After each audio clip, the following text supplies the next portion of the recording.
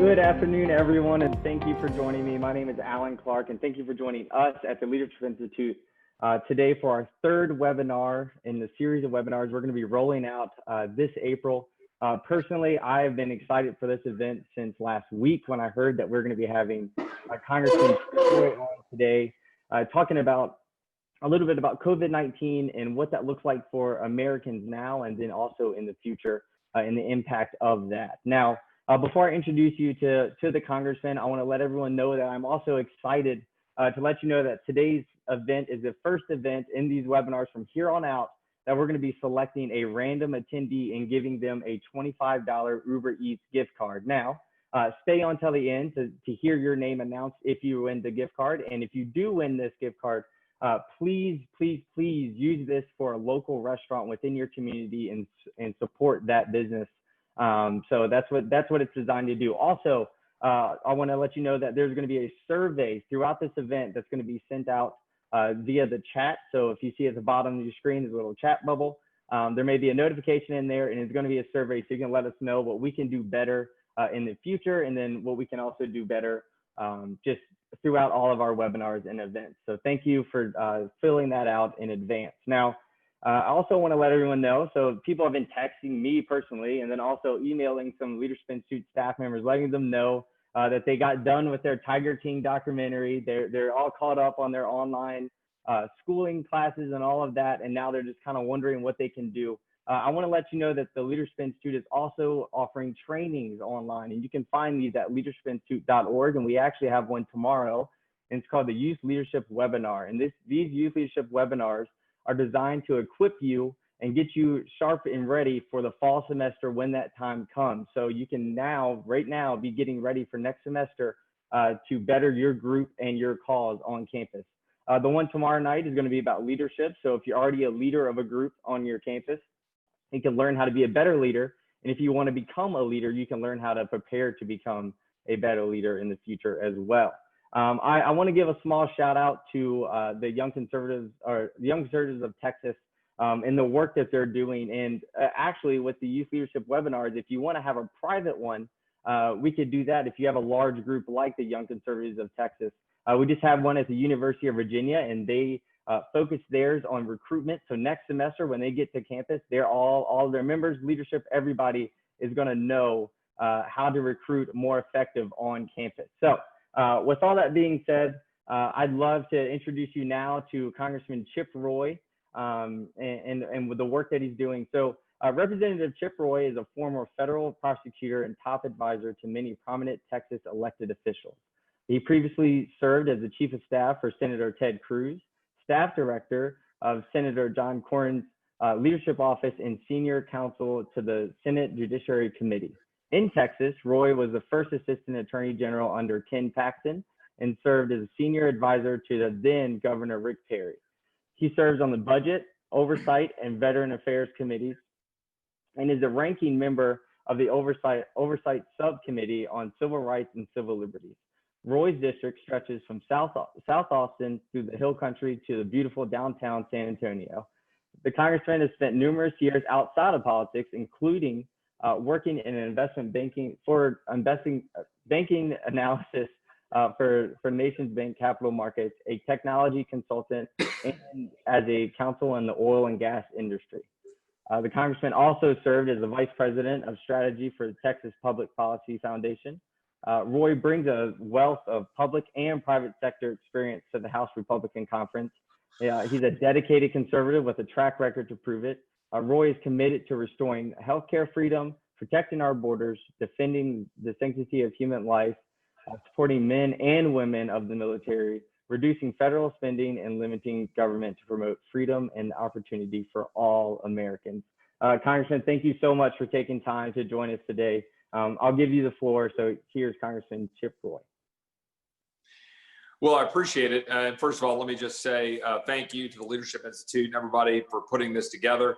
I got to say that Morton Blackwell is a dear friend, someone I've worked with a lot over the years, and really appreciate all that the Leadership Institute stands for, and making sure that the next generation and the next generation and the next generation, I've now lived through several that have cycled through some of the training, come and participate in public service, and are prepared to engage, but to do so on the right principles. So really appreciate the opportunity to join. And, look, I want to get to question and answer sooner rather than later, because the worst thing in the world is to listen to some politician kind of drone on and on about whatever's on his or her mind. But I will say right now is a particularly important moment for our republic. And you all, particularly in this sort of younger set, are, right there at the precipice of deciding what we're going to do for our kids and our grandkids and for the future of this country. We're going to have some very tough decisions. Just yesterday, the Financial Times, which, generally has pro-market kind of leanings, even if they're left leaning on some policy issues. We're just writing I think it was this morning or yesterday, wrote about how they might need more centralized government planning, right, in light of what we've been seeing in coronavirus. And I think it's the opposite. I think we're seeing what happens when you've got a country like the United States, as large as the United States, where we're now freeing up our markets to activate and to respond without bureaucracy, without the FDA and CDC telling them what they can and can't do. We're starting to see the benefits of that, and we don't want to go the other direction. And so one of the things that's most important for all of us that care about freedom and limited government, and capitalism and free enterprise, and what a human being can achieve when government doesn't stand in the way, is we've got to focus like a laser right now on preserving and protecting that. Don't allow the response to a pandemic to undermine our way of life that has actually created the environment in which we can best respond to it and deal with it. And so I think that's the moment. This is the question of our age, the question of our time, to make sure that we stand up and defend that system. And happy to get into any questions about some of the legislation we've dealt with and some of the stuff involving the coronavirus. Happy to step outside of that and talk about other issues that's important. But I don't want to drone on without going straight to question and answer. So let's go to you guys. I know everybody appreciates just those words and appreciates, being able to answer questions right away. So how we're going to do this is I've received questions and I'm actually receiving questions still. So I will just kind of moderate everything so we don't have any Zoom bloopers that we have to deal with. So I'll just moderate and go on. So one student wants to know, and they ask, what do you think the recent $2 trillion CARES Act means for the future of the conservative movement and the Republican Party as a whole? And this is a two-part. Here's a second. It says, do you think the Republican Party will ever return to its fiscally conservative roots? Well, that second question is sort of the age-old question. I've been in Congress for all of about 15 months, and I've spent the better part of that time trying to remind people of the importance of a balanced budget, living within your means. And we're seeing there's two big reasons for that. We're seeing one of them right now. If you don't save and live responsibly, and then you get a rainy day, right? And now we're in a rainy day environment.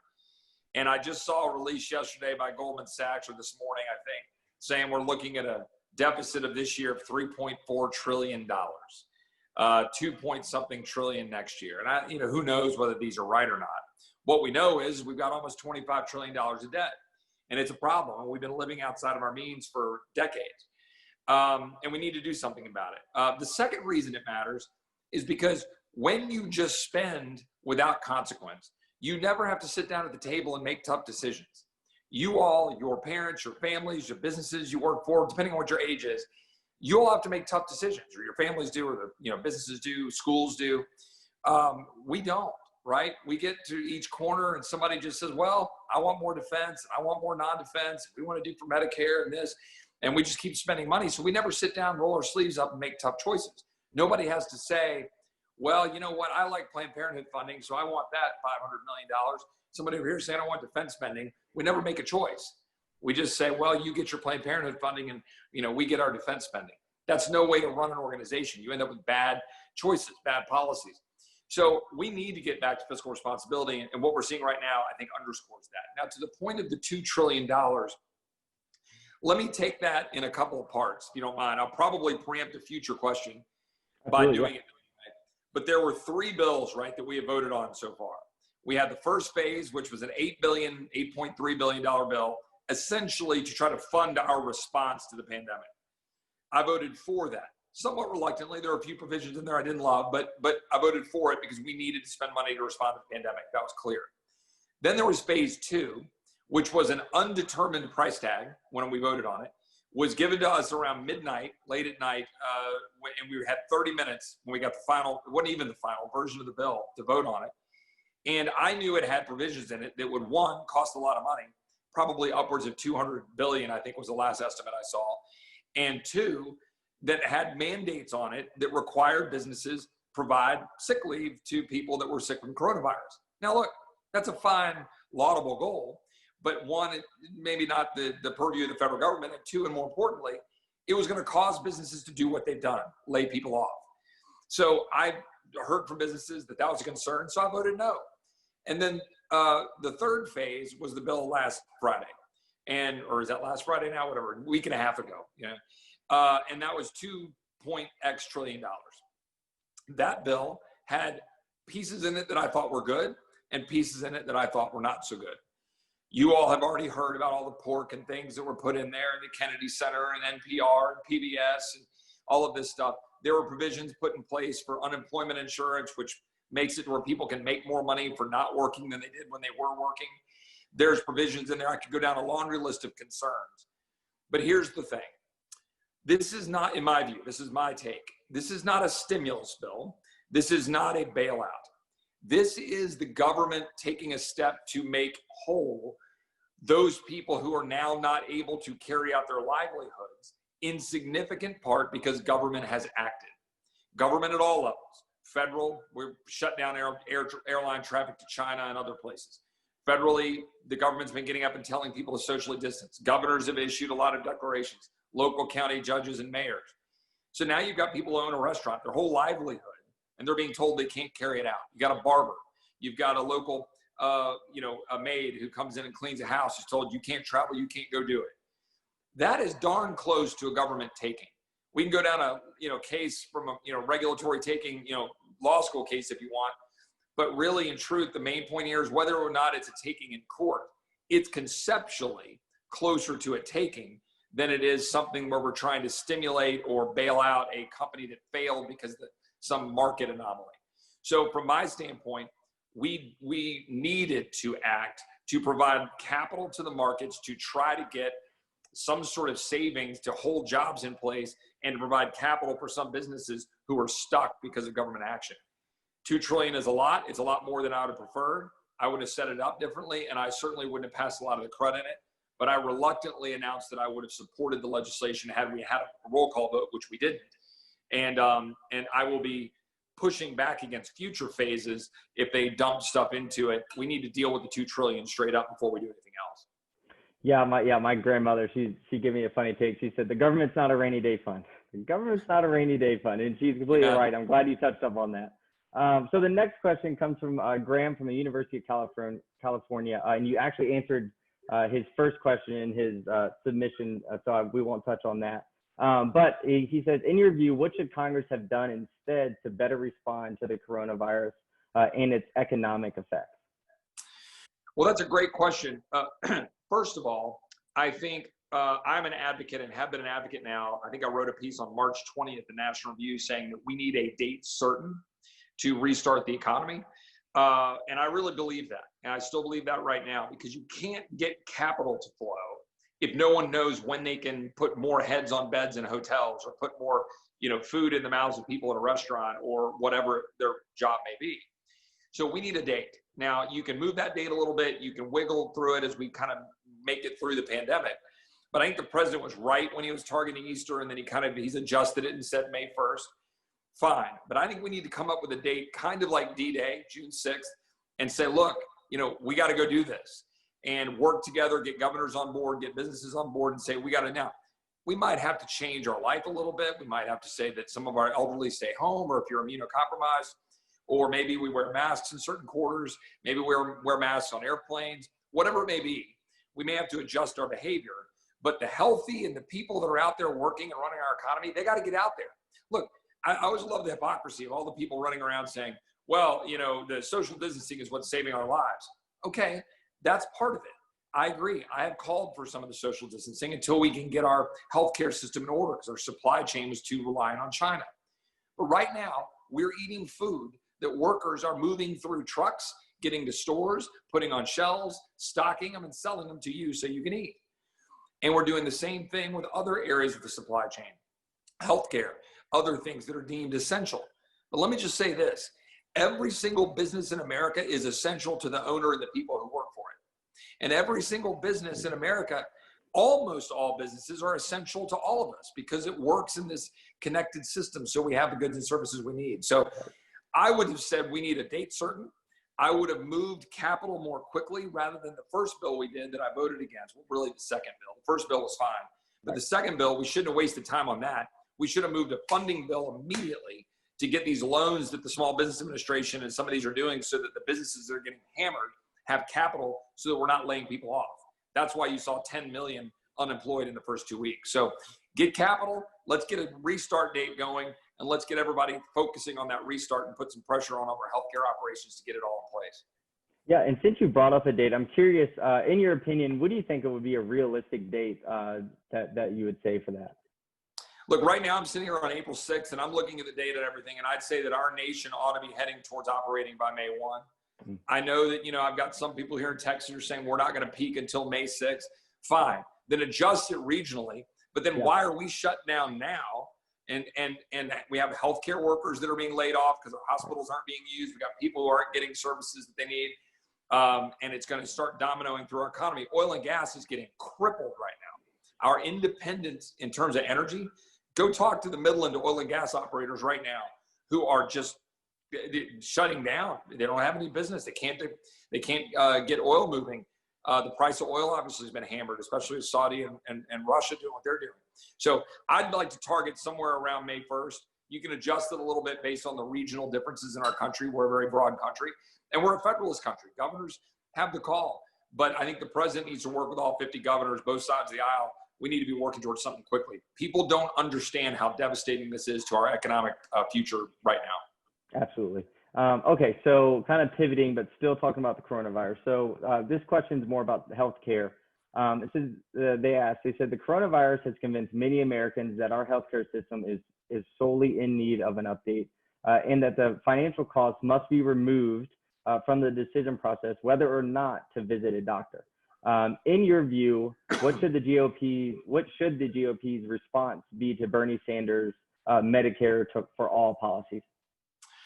Well, I would have answered it this way, pre-pandemic and now even into the pandemic. I think it even underscores it further. I believe that we need to increase options and lower prices. That's it. I think we need to get government bureaucracy, people who are picking winners and losers in government out of the way. But we also need to get insurance company bureaucrats out of the way. We have basically insurance company run healthcare right now, which is as bad as government run healthcare, but we're acting like that's not a problem. It is. We don't have a free market for healthcare. We do in certain places, and it works great. Direct primary care, for example, DPC. Some of my friends were wondering what happened is some people who got laid off as a result of this pandemic, and they wanted healthcare. And somebody said, well, are you aware of these DPC models? You can go to a doctor and you can pay $50 a month, and that doctor will give you their phone number, cell phone number. It's like a black bag doctor that you remember from the old days. And you have direct access to that doctor, and you get all of his care on a sort of concierge type basis from a doctor.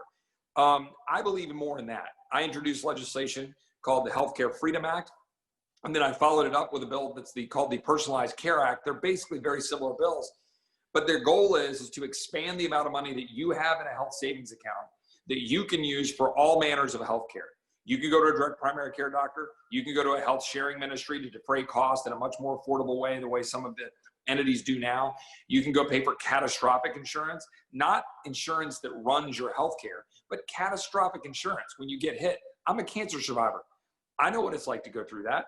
If you need to go to MD Anderson and you need to get to expensive shots or whatever, you ought to be able to do that and have insurance for those 1 in a million or 1 in 100,000 type scenarios. And if we do that and we free up options and we free up the ability to go get the healthcare of their choice, then you've got people an ability to shop like you do for everything else. You have transparency and you drive down the cost of care. If you have centralized care, which is what Medicare for All is, and what AOC and Bernie Sanders and all of the left, and frankly, all of like my opponent this fall and everybody else who's running, they might say we want a public option or we want whatever. Look, they want centralized planning. They want individuals choosing your care, and that means rationing. That means less quality care. that means that they get to pick winners and losers. In America, we get to pick winners and losers by our hard work and doing what we need to do, and through charity, helping our friends and family, helping them get the care they need, working together to do it. And it's been the best system in the world over the history of mankind. We just need to fix it and stop letting government mess it up and then pretend more government will make it better. Yep. Yeah, absolutely. So our next question comes from Texas A&M University, student named Tyler. He wants to know, how will foreign policy towards China shift in the future, and how should we expect it to affect Texas, and particularly since he is in Texas now? Well, glad to get the question. I went to the University of Texas for law school. I went to the University of Virginia undergraduate. My wife is an Aggie, and I worked for Governor Perry for 3 years, and so I kind of get indoctrinated into the ways of things Aggie. But it's a great question. It's going to change quite a bit. And I think the things that we've got to balance, particularly those of us that believe in markets and believe in, that you have a strong economy built on the ability of marginal utility, and that, some people can do X better than others and Y better than others, and you allow that to work worldwide, that you get the benefit of that, right? So 90% of our medicines and drugs and things that we get, we don't really care where we get it, so long as it's high quality. You can go get it and, pay cheap amount of money for Advil or, ibuprofen or whatever it might be. But here's the problem. We have too much of that being dependent on one country who isn't always friendly to us. So that's going to change. It's going to change. The question is in what way? I'm trying to promote ways for us to encourage more of the manufacturing to move to places that are, frankly, less hostile to us. I think that we should incentivize companies, pharmaceutical companies, to manufacture pharmaceuticals, drugs here in the United States if we can, or certainly, for example, within our territories. Puerto Rico used to be a place where we manufactured a lot of drugs. They had a tax policy there that made it equivalent to if you had in the United States if you were making drugs here. Well, the tax code changed in the 90s. Suddenly it became more expensive for them to make drugs in Puerto Rico, and a lot of them took off and went to China. I think we ought to change the tax code to incentivize them to make drugs in Puerto Rico or other territories. I also think we ought to free up trade in the Western Hemisphere with some of the countries that we are more aligned with or better able to work with and are maybe less hostile to us as China is. And basically free it up so we're not dependent on any one country. And it's not just China, by the way. India just announced, our friends, India, that they are stopping to ship out the, hydroxychloroquine. And they, 40% of the world's supply comes from India, and they said we're no longer exporting it. So, all right, now we got a problem. We got to figure out the supply chain there. So we need to have a diverse supply chain from around the world, including made in the United States. And we need to remember that it's very much because of the situation with China, but it's not just China. So I would try to encourage as much production as we can on our shores. Like I said, I introduced legislation, or I'm going to introduce legislation in the next couple of days. I think we're dotting the I's and crossing the T's, called the Beat China Act, which would encourage production in Puerto Rico and other territories. Yeah, and with you being a cancer survivor as well, I know I have family, and that bill gets very, very high when those pharmaceutical companies, when everything's super expensive like that. Yeah. So yeah, it's great to hear. So Lacey from Binghamton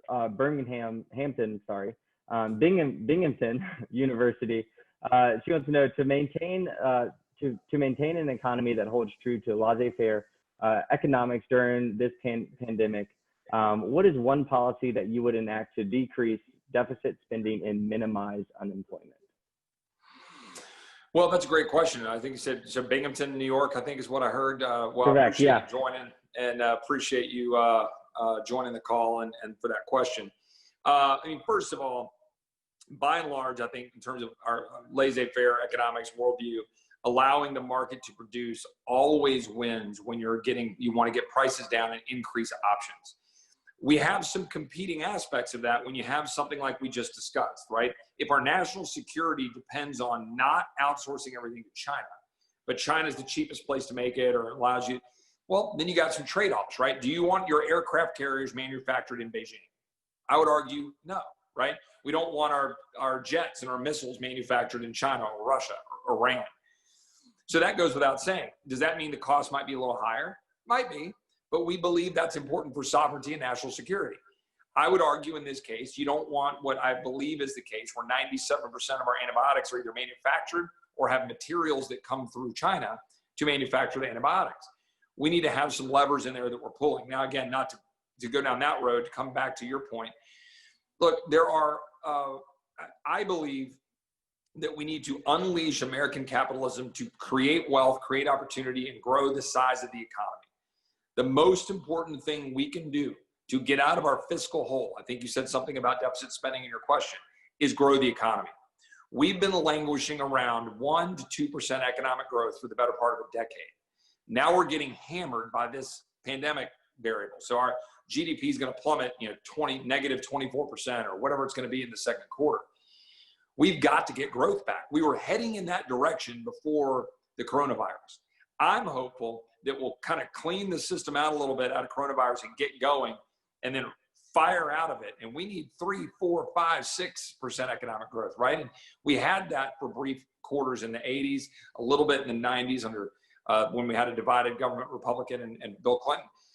And we got to get back to growth, because that is the only way to get to the place where we can have the revenue stream we need for the basic constitutional duties of government, but also create enough economic activity to dig our way out of the debt. We are now, after this spending, because of the pandemic, we're going to now have more debt than the size of our GDP, truthfully in full, first time since World War II.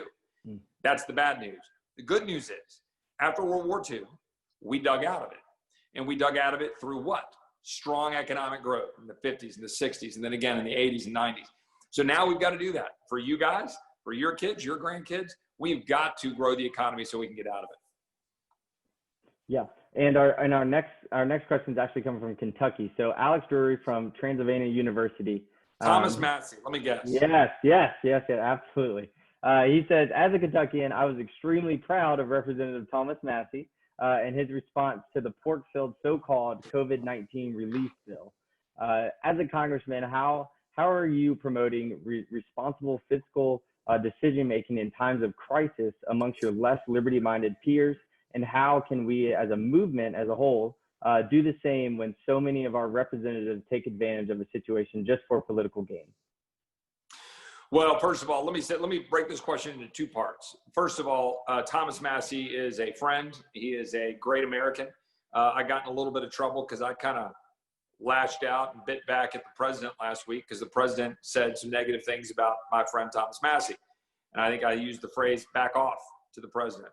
And the reason I did was because I agreed with Thomas. Now, I happen to be in Texas because I didn't believe we were going to have a roll call vote until late Friday or Saturday. Thomas was objecting. I thought he was going to object. I knew he was going to object, and I was for him objecting to a unanimous consent or a effort for a voice vote, because we shouldn't do that. It's $2 trillion. You can't voice vote $2 trillion.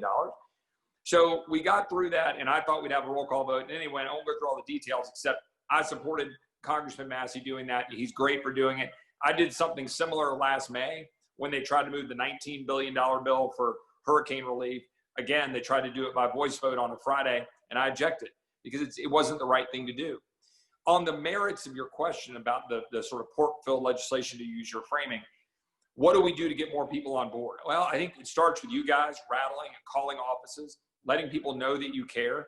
One of the biggest problems we have about spending is that we've got this new school of thought, or sort of, I don't know, a variation of an old school of thought, that people are pushing, modern monetary theory, these different notions that you can just spend into oblivion and it doesn't matter.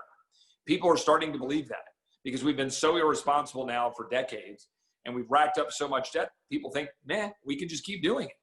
The truth is it will continue. It will undermine our currency, it will undermine our standing in the world, it will minimize the quality of our debt. But importantly, as I started this call with, 30 minutes ago or whatever, it doesn't allow us to do our job responsibly, to go make tough decisions about how and where you spend money. And so we keep funding bureaucrats that are taking away your liberty. We fund the very people in the State Department that were going after the president during the entire impeachment saga. You fund the very IRS people who are target conservative organizations under the last administration. We should stop doing that. We should remember that the greatness of this country were the people who came out here. I live in the hill country in Texas. My great-great-grandfather was a Texas Ranger out here in the scrub brush here in the hill country. battling Comanches, signing up to deal with that while trying to lead a life for his family. They made this country. They made Texas.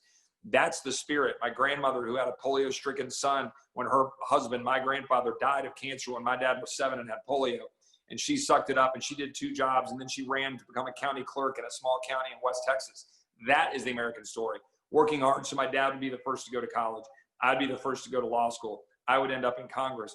And we came from a very poor, history of family, as most Americans do and did. And that's a good thing, generational wealth and passing it down. We have to remember that. Thomas Massey's a hero of mine, a friend of mine, and we need more like him in Congress. Yeah, hearing you defend Representative Massey kind of shows the backbone that you have as well on the Hill. And I know personally, I appreciate that. I know your constituents and our attendees appreciate that as well. Okay, so a few more. So Maureen Kelly from the University of Pennsylvania, she wants to know, how long does Congress expect to be affected by COVID-19? And then do they plan do they have a plan in place to last beyond 2020? So I'm going to have to read into that question a little bit. I don't know if you have any more background on it. If she means us directly, Congress, in terms of how we vote and how we meet and that sort of thing. Is that where she's coming from? Yeah, I believe, this is where this question's come from. How are things kind of operating now? And then beyond this, is this like what we've seen all the videos before, before we all started work remotely, like the cubbies, when you put your phones in the cubbies and all of that. So things are obviously being affected like on that. Will that kind of policy stay forward when we go forward here? So yeah, just operationally, yes. Well, that's a good question. It's one that some of us are wrestling with right now. And I think it's something we need to have a pretty robust discussion and debate among our leaders about what's good for the country and the republic. I'm a little skeptical of remote voting. I believe it's really important from the standpoint of a republic that you have leaders that come together, you debate, you see each other, you look each other in the eye. I can't say that it's been working great of late, but I can say that it does matter when you're on the floor of the House of Representatives and you're talking to another member in person and you have an engagement there.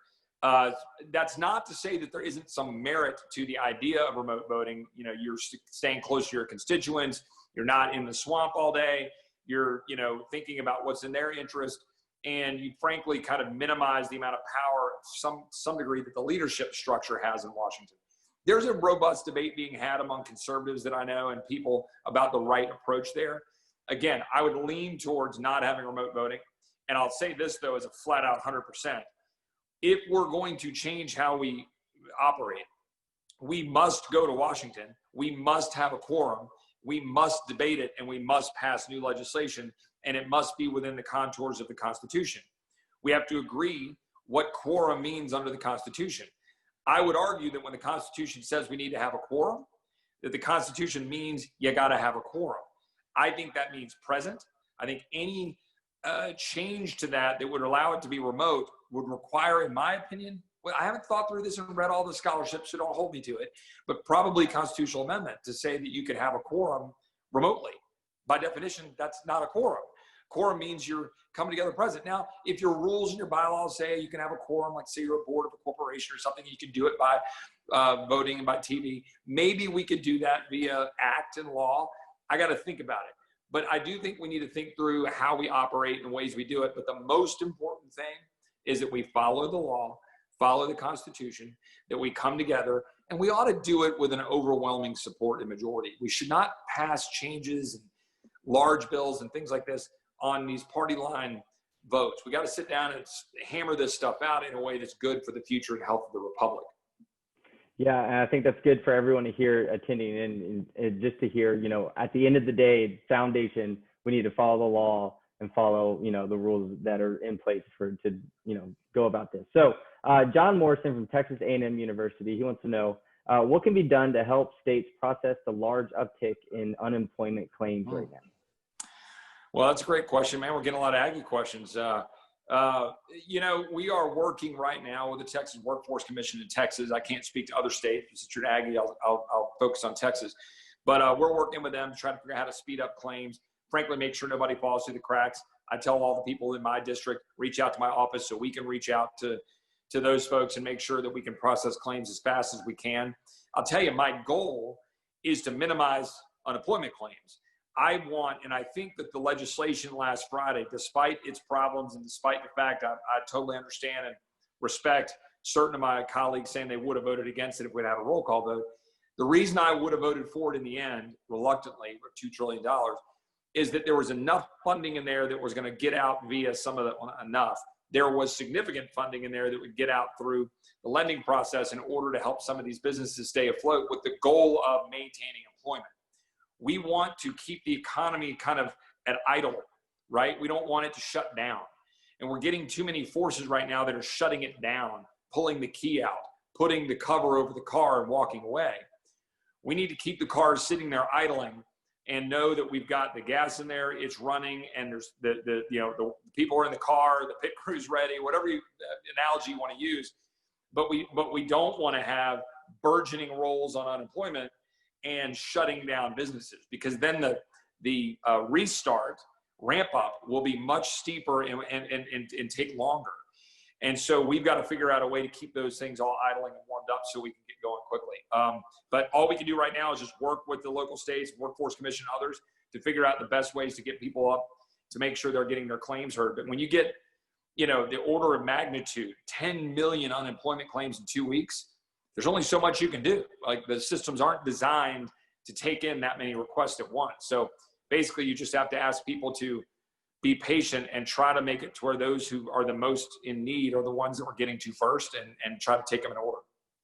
Yeah, I think that's good for some of the attendees to hear, because there's so many people affected. There could be people that are watching this that are affected, and they're wondering the same thing. So thank you for that. Okay, so a few more. So Charlie from Virginia Tech, go Hokies.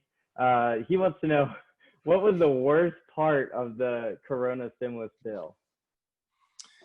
Well, first of all, as a, sorry, I got a cell phone call to turn off.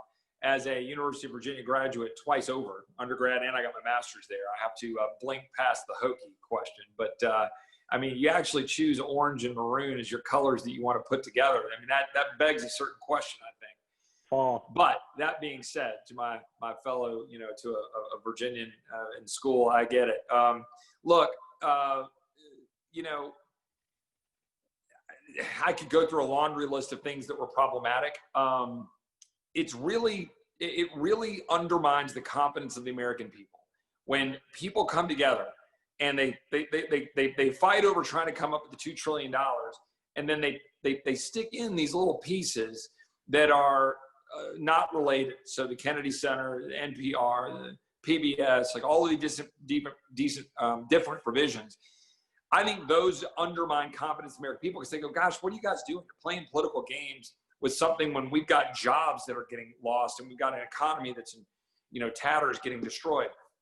That being said, I think the most problematic provision of the $2 trillion bill was the unemployment insurance provision, which added another $600, which would basically make it, when you add it all up, such that some people were getting paid more. They're getting paid more not to work than to work. You've got to keep it at a level that's at least low enough to incentivize people to go back to work. And I can say, well, it doesn't matter. The businesses are making choices done, based on their ability to be open in the first place. Well, there's some truth to that. But look, businesses are trying to figure out how to stay afloat. They're trying to how to keep some operations going. When we warm up, hopefully sooner rather than later, they got to be able to sort of call those people back in and get them working. A lot of people will, because they want to work, but it creates disincentives, which are a problem. So I think that was a problematic provision in phase 3, the $2 trillion bill.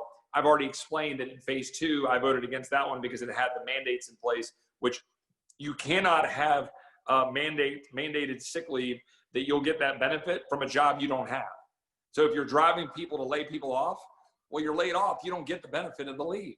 So this is the kind of perverse incentive stuff that Washington does when they're trying to solve problems, that they end up creating some of the problems that they were trying to avoid in the first place. Yeah. I think it says a lot too, for people who may wonder, well, this is only affecting big businesses, but the ones who are really getting affected are these local kind of mom and pop kind of businesses. And I'm sure there's some in your hometown that may be getting affected big time by this. Yeah.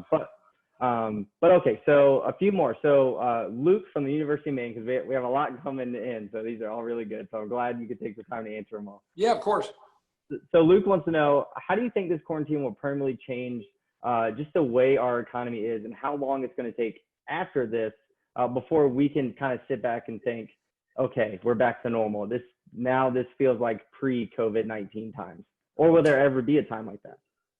Well, I'm one of those people that believes we have to get to a place of, quote, normal, sort of pre-coronavirus normal sooner rather than later. Maybe it's a modified version at first, and then we get there as soon as we can. Like I said before, maybe elderly are still, sequestered, people who are sick. Maybe we test people at work with these blood tests, the ones that Abbott Labs just came out with the antibody test. Whatever we can do to get people in and working. Maybe you wear masks when you go on an airplane or, you're in a restaurant or whatever. That's fine. So that wouldn't be normal, right? That would be modified. But I think we need to get back to closer to operational normal sooner rather than later, for mental health, for the well-being of the entire populace, for our economic well-being, for the strong economy. If we allow, as I was analogizing before, mothballs to settle in and covers to be put on the cars when we walk away, it is hard to warm that thing back up. And that will cause lasting damage to your well-being. People, I hear all these people saying, people are wanting to focus on 401ks instead of saving lives. Hold on a second. First of all, it's not about 401ks, it's about jobs, right? It's about life. It's about going and having the ability to make income for your family and put food on your table. Second of all, since when is it bad to be concerned about the 401k of my family, my parents? My parents are 71 and 77. Their 401k just got cut in half or cut in a third. Okay, that's a problem for them. So I do want, that's a reflection of confidence in our economy and the strength of our economy. We need to get that back sooner rather than later. This is a week, a holy week, or Easter week, and it's a great week for those of us of faith. And, I was listening to our sermon yesterday on Palm Sunday, talking about the concern for the poor, right? I mean, anybody who knows anything about the teachings of Jesus knows about how much we as Christians are focused on the poor, and that we should be, right? That's what we're called to do. I believe, I think the Journal writes an op-ed every Christmas about, God's gift is a commercial Christmas, and we can bemoan commercialism of Christmas. But the idea of what we create through free market, free enterprise, and what we're able to do in this country does more for more people, brings more people out of poverty, lifts them up the economic ladder, allows their kids, their grandkids to then move up that ladder. We have lifted more people around the world out of poverty with our ideas of free enterprise and capitalism, freedom and democracy than any civilization in the history of the world. I will never back off of that. I will never stop defending that. AOC can go trumpeter socialism. Bernie can go trumpeter socialism. I say good luck. Go live in countries that embrace the social welfare state. I believe in what we've achieved and accomplished, and I'm never going to apologize for that because it's great. We have a duty to get back to that. We have a duty to save that for our kids and our grandkids. So I don't know when, but I can tell you this. I'm starting right now and have been for the last 2 weeks saying we got to get back. We got to get in the game. We got to rub some dirt into our wounds and get back on the field and start playing, finding a way to care for those in need, those who are sick, those who are immunocompromised. When I had cancer, I had to take Neulasta shots to make sure that my white blood cells were boosted and I could deal with whatever was coming at me. Let's figure out ways to protect those who need to be protected. But we aren't going to protect them if you can't get food at the grocery stores because we've killed our supply chain. If you can't drive down the road, if the woman who's going to go clean a house or the guy can't go do it, if they can't come do their job to put food on the table for their families, you cannot fund our economy. It's a $20 trillion economy. You can't go just write a check for that economy. We got to get it back. So we will, and we'll do it hard. But your generation is going to be the one that's got to fight and demand it. Yeah, thank you for defending those principles, not only in Texas but also on the Hill. It's encouraging to hear, not only just me, but I'm sure our attendees can say the same thing. Okay, so a couple more. So Joe from the University of Illinois, he wants to know, what is it to stop our constitutional rights, or what does it take to stop to make sure our constitutional rights aren't going to be taken away during the next crisis that's going to come along in the horizon? That maybe 10 years from now we have this epidemic, this pandemic now, and it's really bad, but if something comes up even worse, what's it going to be to make sure that our constitutional rights are protected during that one? Well, man, now we got the Fighting Illini represent. We're covering the entire, I don't know if we've gotten every conference yet. You got a few more conferences you need to get I'll find some more. You're bringing everyone in.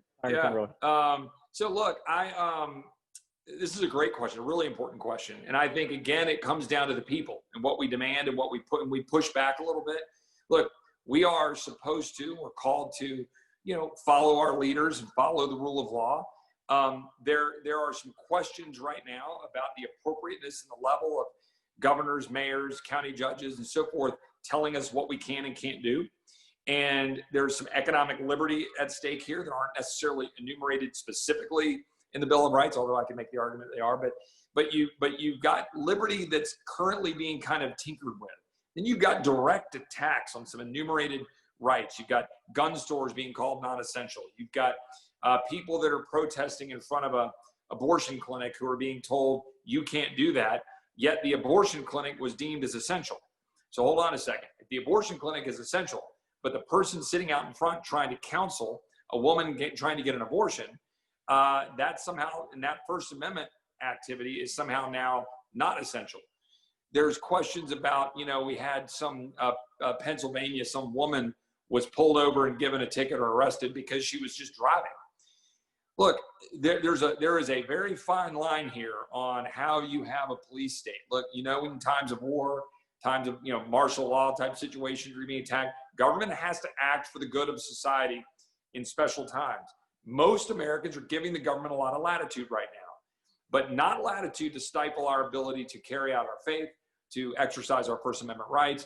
And frankly, I'm going to be one advocating for our ability and our right to be able to go out and engage in our economic activity and our livelihoods. That's why I started this by saying, when you think about what's happening, it's a regulatory taking of your ability to carry out your livelihood.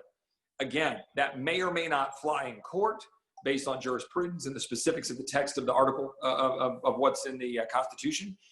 But what I would tell you is that that concept is what is driving me to make decisions about how we get back to economic activity, fund people whose livelihoods have been taken away, some bridge to get back, but make sure we're protecting all of those Bill of Rights that you were just talking about: freedom of religion, freedom of assembly, freedom of the press in some cases, freedom to be able to engage in your livelihood, I think is there as well. So, and certainly the Second Amendment we got to be careful about. So I think it's a great question, and we're working hard. A lot of us are saying it, but it's going to take you guys and everybody rattling about it. Call your congressman, call your representatives, your senators, write about it, go online, do Facebook posts, do tweets, talk about how you want to save freedom. As I said, whenever I leave this earth, I want my kids to know Christ, and I want them to be free. That's what I want to know when I leave this earth. So that's what I'm going to be working towards. Amen. Okay, so last question. This one comes from me.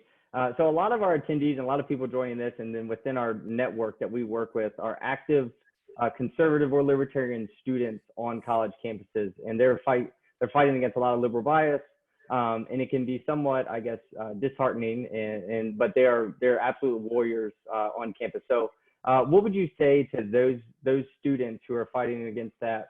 And then also, just do you have any encouraging words for them? Just kind of big picture kind of stuff. Yeah, first of all, keep the fight. I mean, this is the moment when those of us who believe in freedom, believe in liberty, when we've got to step up. When our grandfathers, depending on your age, it could be great grandfathers, because you guys I'm an old man now. I'm 47. I got this, gray beard that I'm not shaving now that I'm living off in the hill country and not going to DC. But your great grandfathers, my grandfathers, whatever, when they stormed the beaches at Normandy, right? And they were told they were going to have to do this in the face of thousands of bullets flying at them, in the middle of a storm, some of them drowning before they even got to shore. Think about why they were doing that and what was motivating them to do that. And then go through every moment in our history where we've risen to some challenge. Right now, we've got a challenge, okay? That challenge will overcome the health pandemic. I mean, I think it's, we're going to get through that and move forward. The question is, what are we going to learn from it, and what are we going to go fight to save? When you're sitting there at some university and you're being, shouted down by the left, or your, administration isn't really protecting your rights, or they're picking one side versus the other, speak up. Stand behind and stand alongside the First Amendment. Get out there and let it be known what's happening. Use social media to do it respectfully, do it wisely, smartly, but get out there and make the case, make the point about what you believe in and why it's important, and standing up for your values and your belief systems. You can change people's views if you do it the right way. Go with facts, not, as much emotion. Go out there and lay out what happens. You go through, on Twitter, there's think it's humanprogress.org or something like that. I don't know. I follow them all the time on Twitter. But they go through all of the great things that have been accomplished, particularly in the last 150 to 200 years, through our great American system, both through our political system, but also the great American economy, the industrial age, and now all the way through to today, and what we've been able to produce in lifting people out of poverty, in making people be secure and free, in expanding life expectancy. The vast majority of the world is living off of the things that we've been driving and producing out of this country, and living off of a lot of our ideas and variations of it. If you listen to people talk about, all the social welfare states in Europe have these great systems, they're all socialist, and all these. Well, first of all, you're talking about some countries that are very homogenous and very different in size and scope. But here's what's more important. Most of those Scandinavian countries, or most of the countries, Switzerland, all these countries that are supposedly socialist, go look, and they got a lot of free market. Go look at the the Heritage Foundation puts out their Freedom Index, right? Yep. And go look, and they're generally pretty economically free. They might have some healthcare changes and things that are a little different than ours, but they're very free. Freedom works. It really does. Freedom works. And we've got to make sure everybody understands that. And we stand up and we shout it from the rooftops without apology. That's what you do. And you do it right in the face of everybody, again, respectfully, with a smile, and then move people to your direction. The youth right now have to be looking at the cost of education, the cost of healthcare, all of these things. Why are they expensive? Government involvement. You can go get food for cheap. You can go get clothing for cheap. But when the government starts getting involved, what happens? Administrative costs, bureaucracy costs, all of the costs start going up. And that's very true in higher education. It's very true in healthcare. So use that and go exploit that, and let your friends and people know that you're unafraid, and you're unapologetic in your belief of freedom and opportunity in this country. Well, thank you for that. I know that was encouraging to a lot of our, attendees and just people within our network, and staff at the Leadership Institute who work on campuses to help those students do exactly what you were talking about. So thank you so much for taking time out of your day. I know right now is a crazy time for you, and as well as the entire country. So I personally want to say thank you for the work that you're doing for your constituents, not only them, but also just for the Americans, across the country. So thank you again for joining us, and just thank you. Well, thank you all. Thanks for doing it. Thanks for taking the time to join, and stay engaged, get out there, follow Leadership Institute, get out there, work on the Hill, get out in the private sector, espouse your values, and get out there and fight.